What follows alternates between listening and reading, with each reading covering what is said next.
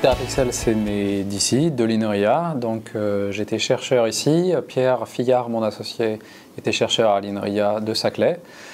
C'était surtout une volonté finalement, je pense, plus qu'une technologie. Donc on s'était rencontrés quelques années avant et puis il y avait cette volonté de créer une entreprise. On a maturé, on est allé voir des potentiels utilisateurs et notre premier créneau, c'était de faire un système d'information pour les chirurgiens au bloc opératoire contrôlé par le geste. C'est vrai que le moteur, c'était surtout l'envie.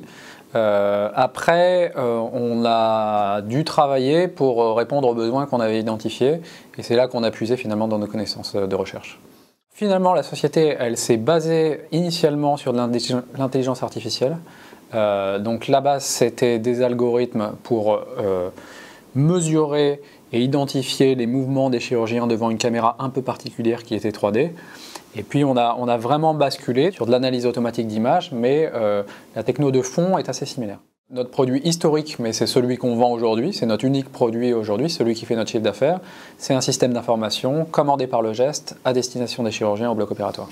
On a un chiffre d'affaires qui est en croissance année après année. On a une activité qui, de manière autonome, est rentable maintenant, mais qui nous permet aussi justement d'aller chercher des nouvelles activités comme celles que j'ai montrées. On est parti de zéro, donc on a fait 2 années blanches, donc 2 années à rien vendre. Et puis donc petit à petit, on a fait de plus en plus de ventes. Aujourd'hui, on doit avoir une dizaine de distributeurs sur toute la planète, plusieurs dizaines d'installations réparties dans les pays où on a le droit de vendre et qui nous permettent aussi de dégager du temps pour les nouvelles activités. Alors il y a 2 aspects, il y a le produit et l'activité historique qu'on a mentionné. Donc là finalement on fait surtout de la maintenance et on répond aux questions essentielles je dirais des clients sans trop se disperser. Et puis c'est vrai qu'on a un axe fort aujourd'hui sur l'intelligence artificielle, l'interprétation automatique d'images et là il y a un vrai besoin d'investir pour la R&D. La base commune, c'est l'intelligence artificielle. Alors c'est vrai que ce qu'on essaye de faire aujourd'hui, c'était strictement impossible il y a 4 ans, avec les technologies d'il y a 4 ans. Donc quand on a créé la société, c'était un marché qu'on avait envisagé, mais on ne pensait pas que c'était possible de faire ce qu'on arrive à faire aujourd'hui. L'évolution des technologies a finalement fait que maintenant, on pense qu'il y a un certain nombre d'interprétations d'images qui peuvent être automatisées, et c'est ça aussi qui a fait évoluer notre focus, au point tel qu'aujourd'hui, on met l'essentiel de notre effort là-dessus. Ce nouvel axe de développement, c'est l'automatisation d'un examen en particulier qui est le dépistage en mammographie. Ce qu'on pense, c'est qu'on va pouvoir apporter de la valeur dans cet acte avec un algorithme qui a une sensibilité et une spécificité, donc des performances d'interprétation qui sont comparables, voire supérieures aux meilleurs experts. Et on pense qu'à terme, on pourrait même aller vers un acte diagnostic numérique. Non, ce n'est pas la même intelligence artificielle. On a utilisé des technologies cutting edge il y a 4 ans et le cutting edge d'il y a 4 ans c'est complètement has-been aujourd'hui. Donc évidemment on a renouvelé nos technos, par contre ce qui est resté c'est les bonhommes qui eux ont su s'adapter, qui comprenaient les technos d'avant et qui comprennent les nouvelles technologies d'aujourd'hui et qui sont capables de sortir les résultats qu'on a. C'est vrai que ça a intéressé pas mal le monde depuis qu'on a gagné le challenge sur les mammographies par exemple. On a été contacté par les plus grands industriels au Japon, aux États-Unis, en Europe. L'orientation de la boîte aujourd'hui c'est d'arriver à sortir ce produit déjà, d'aller chercher ses clients. On verra les offres qu'on aura à ce moment-là. Je pense qu'il est trop mature de se prononcer là-dessus. Aujourd'hui, on a gagné des grands concours où il y avait des très grandes sociétés, y compris Google, y compris IBM, y compris General Electric et autres. On a nous-mêmes été un peu surpris de gagner ce genre de challenge mondiaux. Donc la preuve par l'exemple, c'est que oui, on peut être très bon en étant très petit, probablement parce qu'on est focalisé en fait sur une problématique unique, alors que si on regarde Google par exemple, ils essayent de faire de la voiture autonome en partant, enfin c'est très large. C'est clair, focus pour réussir. Je dirais que ça devrait être la stratégie de toutes les startups. Déjà, on s'est beaucoup diversifié, on essaye de se recentrer et de mettre les moyens sur ce on croit.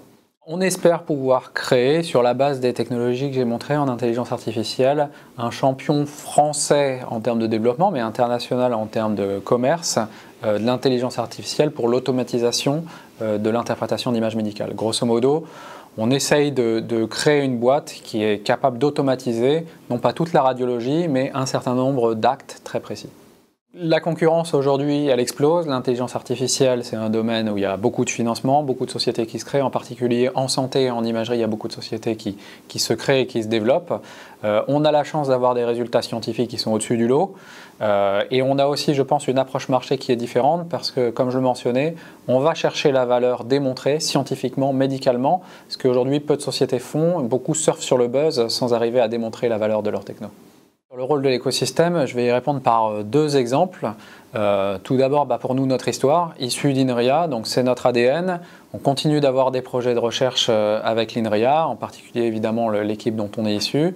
Et je mentionnerai au passage l'UCA, qui se mentionne aujourd'hui un de nos projets de recherche.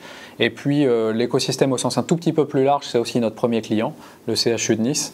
Et donc je pense qu'on n'aurait pas pu progresser autant. Et là encore, c'est un partenaire et commercial et de recherche, parce qu'on a plusieurs projets en ce moment de développement avec l'hôpital de Nice ou le centre Antoine Lacassagne. On n'a pas aujourd'hui de collaboration forte avec des entreprises de l'écosystème. Il y aurait pu y avoir Nvidia, malheureusement Nvidia a été fermée, mais c'est vrai que aujourd'hui on travaille beaucoup avec Nvidia. Les personnes de Nvidia France et Europe nous accompagnent dans notre développement. Si c'était à refaire, je pense que quand on a créé la société, on ne se rendrait pas compte de l'effort et de la difficulté que ça représente. En termes de travail, en termes d'investissement personnel surtout. Mais je ne saurais pas comment te dire, avec ma connaissance de l'époque, comment j'aurais pu faire de manière plus efficace. Le focus, peut-être toujours, c'est vraiment, je pense, la bonne démarche. Dans l'écosystème, un certain nombre de facteurs qui peuvent nous aider, je pense simplement l'incubateur. Donc c'est vrai que c'est un point de passage qui est obligé, mais qui nous aide à structurer notre réflexion. La présence de financement. Je pense que s'il y avait quelque chose à améliorer, mais ce n'est pas que propre à Sophia, c'est la capacité de financer les innovations à risque, comme on est nous. Plus d'assistance en termes d'accompagnement et tout au long de la vie de la société. On n'a probablement pas besoin du même accompagnement à création plus 3 semaines et puis à création plus 4 ans. Mais je sais que moi aujourd'hui, j'ai encore besoin de sparring partner pour échanger sur notre stratégie, sur notre futur développement. Et puis évidemment, le financement, c'est couplé.